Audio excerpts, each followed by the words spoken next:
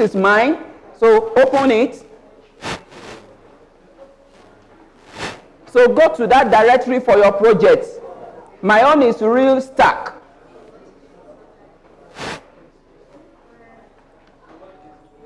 So once you have that, so just right click on it. On your own menu, you should be able to see something like this. Open with VS Code. Are you able to see it? Open with VS Code. So press your start button. Then search for VS Code. Everyone should see it. So let's open it. Open VS Code. All right. So you should see something like this. When you open your own VS Code, anyway, okay, probably maybe I've customized mine, so, but your VS Code is just open. All right. So the next, what you do next is go to File. It's going to open something for you like this. So you now navigate to where you saved your file yesterday. So mine is on desktop, LMU projects, then I'll see real stack directory. It's a way for you to actually see what is inside your project. So you notice there are 3 files listed here. And don't forget, I told you something yesterday, that for a web page, there are 3 components responsible for what you are seeing in the browser. What are those components? The first one. The first one. The second one. The third one. JavaScript. Now, and we created a landing page yesterday. Now, looking at the files we have here, you will notice that we have how many? 1, 2, 3. So the first one, what's the extension? What's the extension of the first one? .html. That's the extension. So this .html is telling you that this is an HTML.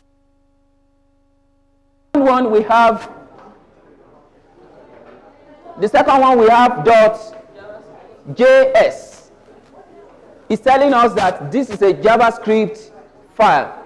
The third one we have .css, which means this is a CSS file. You have 2 files. And CSS. Did you complete the JavaScript part yesterday? Was that an assignment? No, we did in class. Maybe he did it inline. I don't want to go into that. So we have 3 files here for our website. We have .html, which is HTML file, .js, which is JavaScript, .css, which is CSS file. You don't need to worry yourself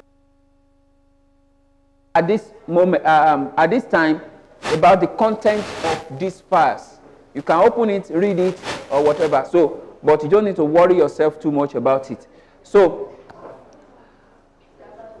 anytime you need to preview when you are working on a project, and you need to actually read or update or change whatever the AI is doing, what you need to do is to just open the project in VS Code and start editing. So let me do one now.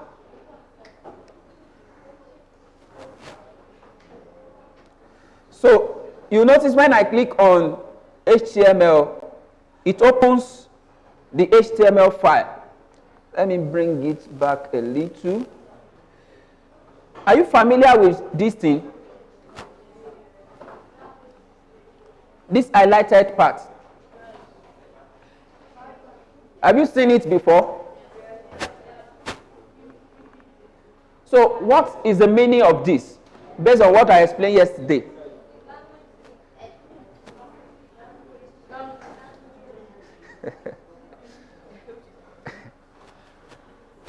All right, let's go back.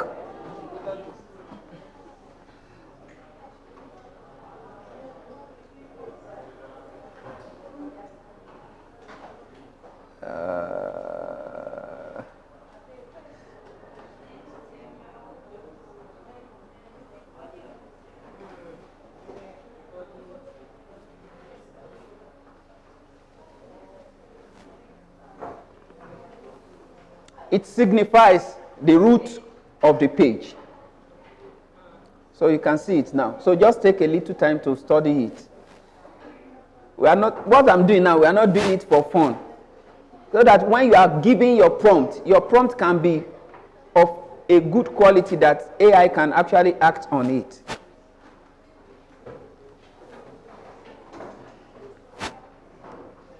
So I want to remove it.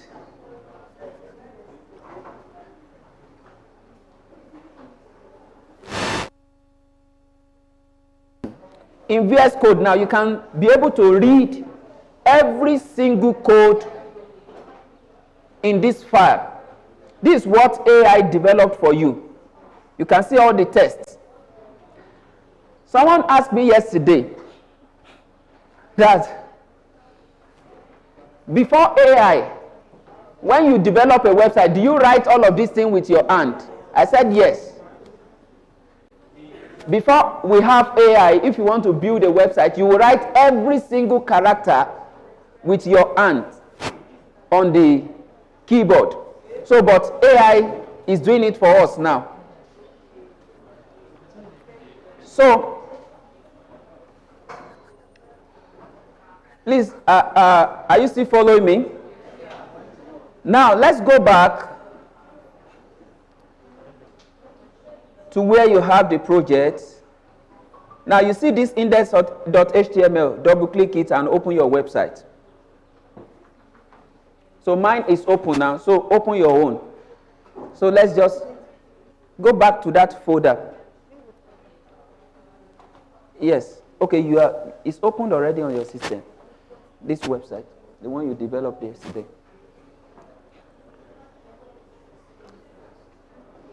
How did you?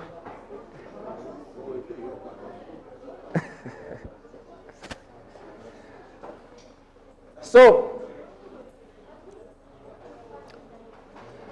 now you see this text on my own page. Let's say I'm a good copywriter and I understand what a good copy looks like. This part of the page might not actually fit what I need. So you can say you can just highlight this, copy, come back to your VS Code, then find the text on your page. Oh, I didn't show you how I entered into find. All right. So once you copy on the page, I want to believe everyone knows how to copy, right? You know how to copy a text. So you can just copy any part of it, Ctrl+C. Then come back to your VS Code. Then press Ctrl+F. Or if you don't want to do Ctrl+F, you can come to Edit, then Find. It will show you the same thing. So once you are able to bring up that, paste what you've copied, it's going to take you to that text, that exact text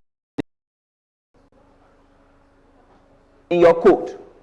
So you'll be able to see it. So say find the home you love. Then you can see stress-free. I want to change this thing.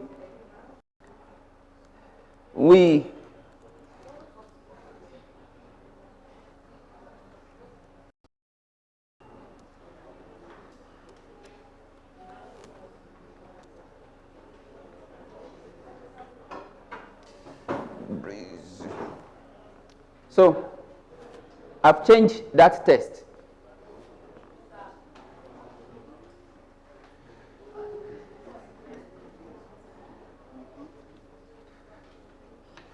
So you can actually dive into the code and much as possible you want to change. To believe you are following me.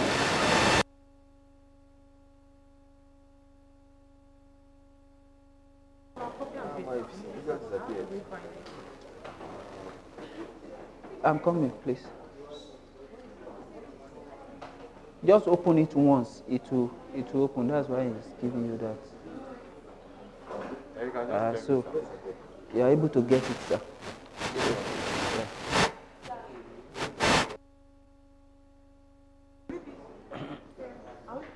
Yes, you can. The reason why I'm going through copying is for you to be able to quickly get your test and fix whatever you want to fix.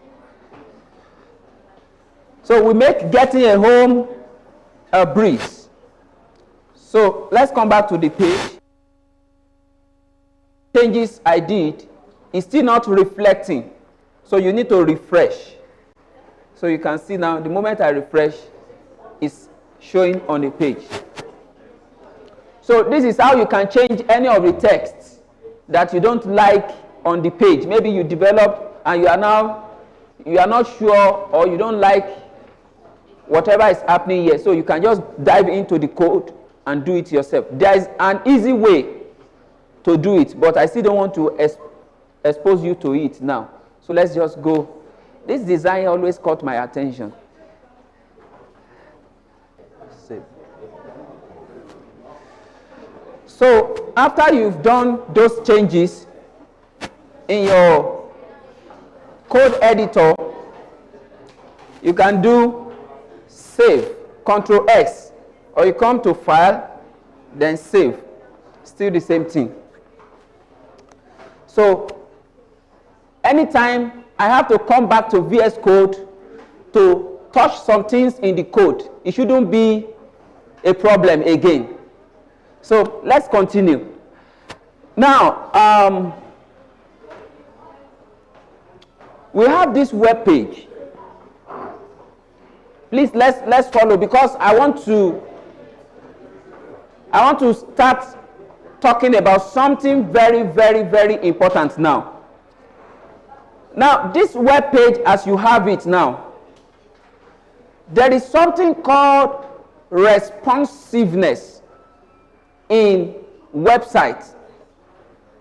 When you have a website, there is something called responsiveness. Now, the concept of responsiveness is when you design a website, it should look good on all screen size. Please note that.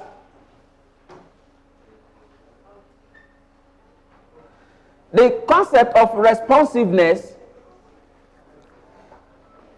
in website design or development means when you design a website, it should look good on all screen size, be it desktop, tablet, mobile, any of the screen sizes. So if you are designing a product, you are building a product, and it is not responsive, that is not going to be a good product. And for some of us here now, you have complained about that in another website. Maybe you visited a website and you say, it's not always working on my phone. I need to open it on my laptop. It means that website is not responsive.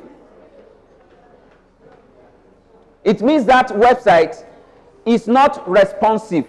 So based on what I just told you now, we want to check the website we designed yesterday to see if it is actually responsive. So let's go back to our page. So are you on your browser now? Please, if you are unable to get anything and you have someone on your line who is actually getting it, please let that person help you. So go back to your browser. I have mine opened here now. Huh? Do you know it? He didn't know what? You are already doing what I didn't ask you to do now. Yes. So now that you are on the page. I want us to do right click. You see a menu like I have here.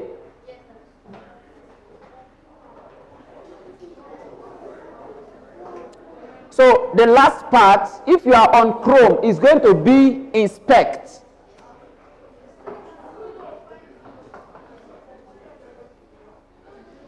Inspect. So click on that inspect.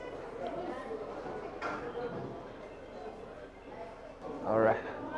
So for some of your website, you see that immediately this screen is now looking like a mobile phone. Now, if you look at your website, if any part of it is scattered, that means your website is not responsive.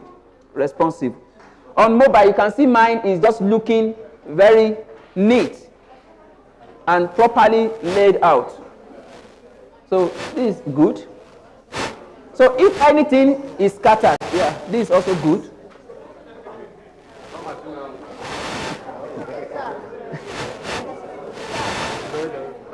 Yeah, this is good. This is good, sir.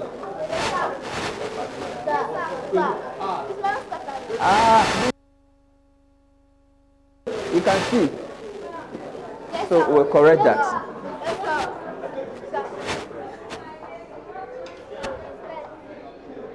This is also not responsive enough. Now, let me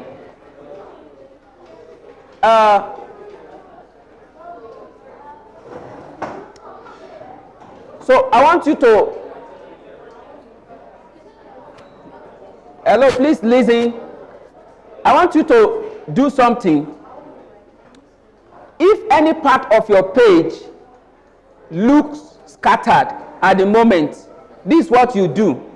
Go back to open code, then open that session, that's real stack. Make sure you select real stack in your project, or whatever the name of the project is. Then you will still see the session you started yesterday.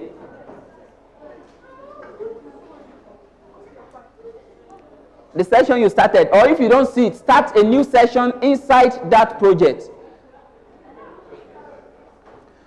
So you can start a new session, but I will reuse the one I did yesterday.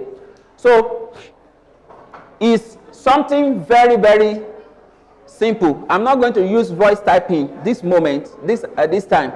I'm going to type with my hand. So please watch this web.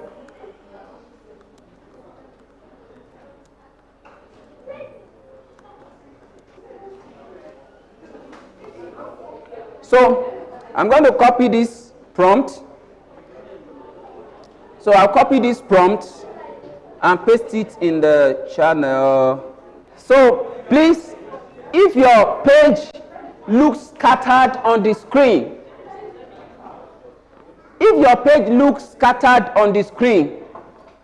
please copy this prompt, paste it in your open code and press enter.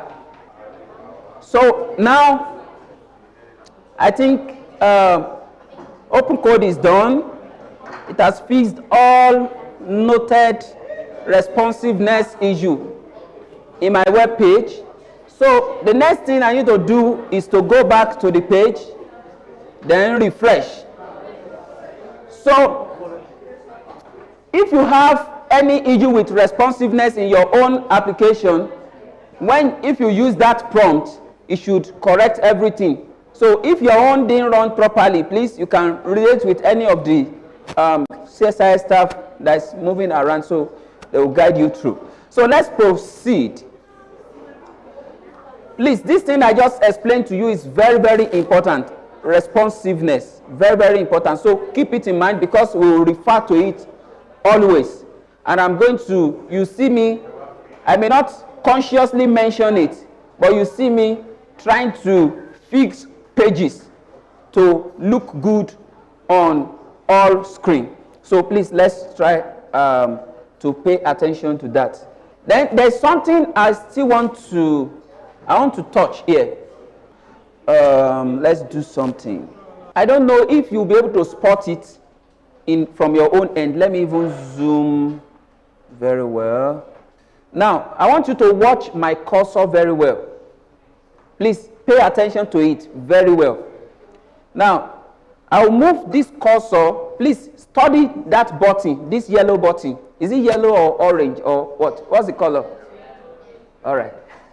So, this yellow button, so look at my cursor.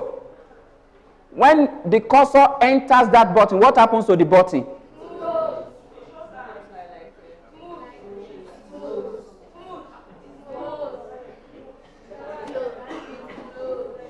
You notice that it's moving. When the cursor is out, it will return back to the initial position. Now, apart from moving, there is something that is still happening to this button. Let me remove the cursor. Apart from moving, something is still happening to this button. So,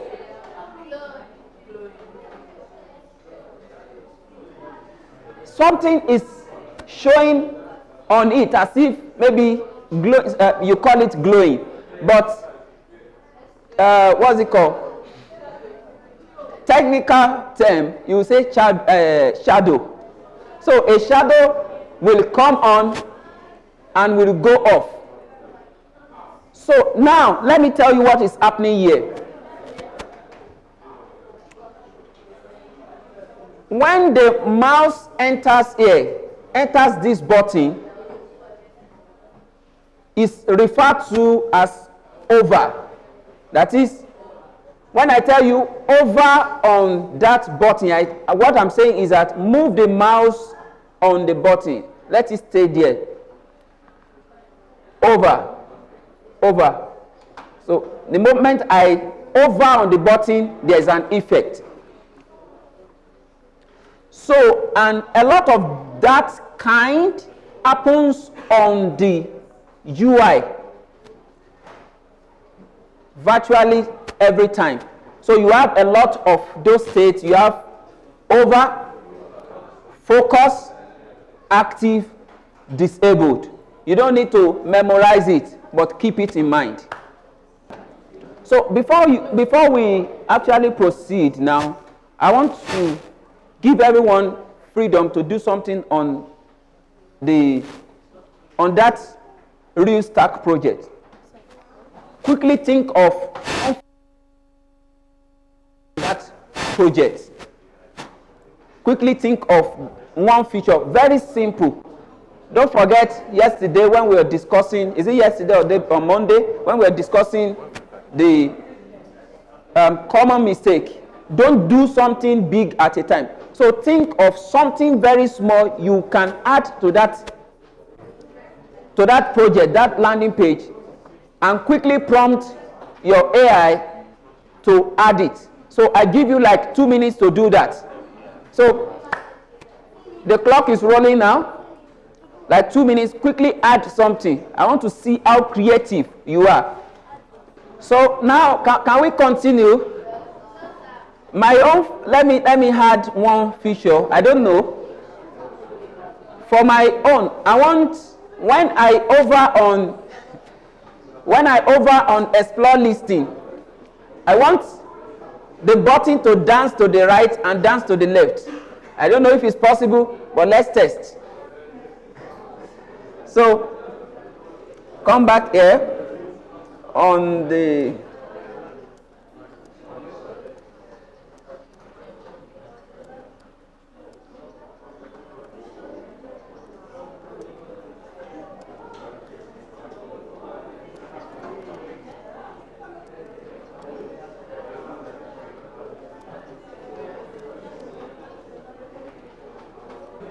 oh, I need to refresh. Can you see something? Can you see my button? It's just dancing, dancing, dancing, dancing, dancing. To the left, to the right, to the left.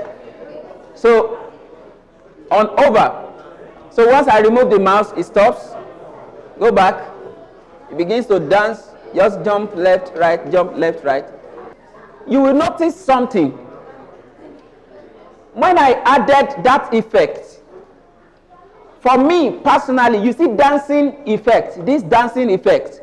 If I visit any website and I see that kind of effect, I will just say, what kind of a childish effect is this? And the developer, anywhere he may be, will feel the effect of that. So, now, there's a particular problem here that we need to fix. The AI, the moment I gave, please, let's pay attention at this moment. I want to say something very important. The moment I gave the prompt that it should add that effect, what it did was to edit my CSS file. It also updated probably the HTML file and all of the files. But now I've done the changes, and when the changes arrived, I am not happy with it. So how do I reverse it? These are all of the files. You can see everything is just plain. So how do I know what was added during the effects? How do I know how many files was updated? How do I know what was removed?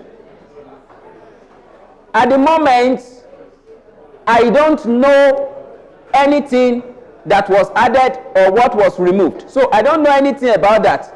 It means that the changes I've done is irreversible. In chemistry, we have how many type of reaction?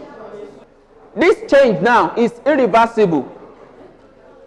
There is no way for us to track what we are adding and what was removed. So, and that is the problem Git will solve for you. Or possibly, if you are very rich and you want to waste your AI token, you can come back to open code and say, open code, the last thing I added, remove it. But it is at a cost. It's at a cost. Like the question that was asked the other time, is at a cost. So, but for you to minimize that cost, that is the problem Git is solving. So please pay attention. Git is there for you to help you track the changes in your file as you work with AI or any other file in such a way that if you don't like anything again, maybe you made the changes and the previous version was good and you like it and you want to revert back to that previous version, Git will help you to revert back to the previous version without any issue. So everybody go back to your VS Code. There's one thing you do. So on your own VS Code, you might not be having it like this. Let me see if I can be able to change this. How do I change it now? All right, I'm having my own at the top here. Yours might be at the side. So look at that,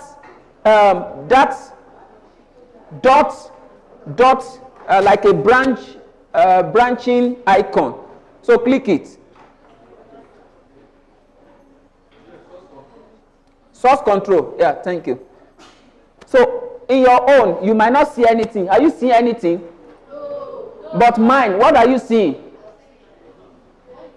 You are seeing a count here that I have 3 changes. Let me open each of these files. You see, I have the content of that file. So I'm going to do something now. Just watch me. Then when I'm done with it, I will now take you back to how you're going to configure your own. So there's something called commit. So let me take a snapshot of what I'm doing now. I want to take the snapshot of the present state of the project now. So I'm generating a commit message, or you can type it in, let's say, initial state. So then commit. So that means I've taken a snapshot of that state. That is the state of my work. It's like you want to take a picture and you just do a style like this and you say, oh yeah, take the snapshot, and that person just give you a nice shot.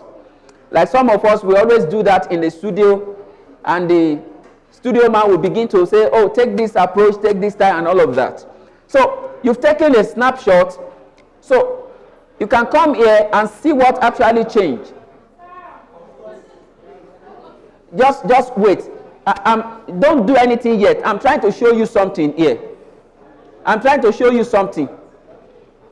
So you notice we had 3 files here, but after taking the snapshot, everything disappeared. I'm not seeing anything under changes again. I'm not seeing anything under changes again, isn't it? All right. So let's go back to open code. I want to say I don't like that effect. Effect again. Kindly remove it. Now, this prompt. So now, on your VS Code, you will see terminal on the top here. At the top here, can you see terminal? At the top, where my cursor is. Please, I will need that page I opened the other time. Sure. On my VS Code? No, this page. Okay. Git config global user.name. Should I say the name? Just leave the page. I will get it once I come back. So click on that terminal. Select new terminal. No, on VS Code. Terminal, new terminal. So you should have something like this opened.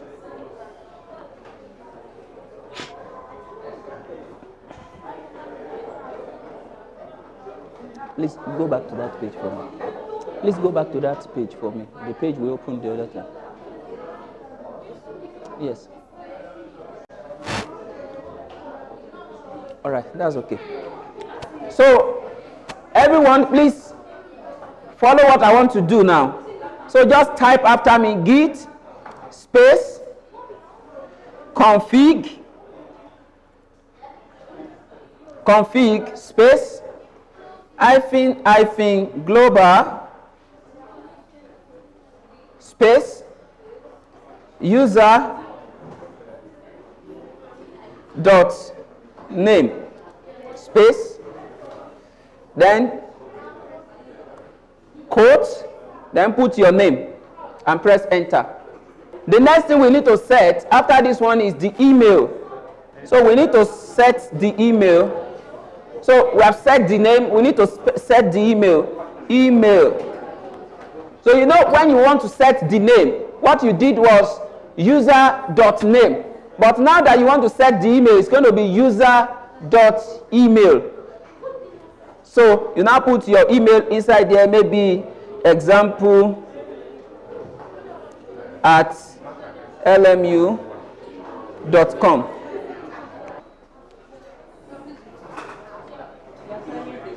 The assignment is add the ability for users to log in before they can actually contact a client. Users must log in. I'm very sure, I know you face problem. That one is sure. So if you can't come with a solution, come with a problem. We'll solve it here.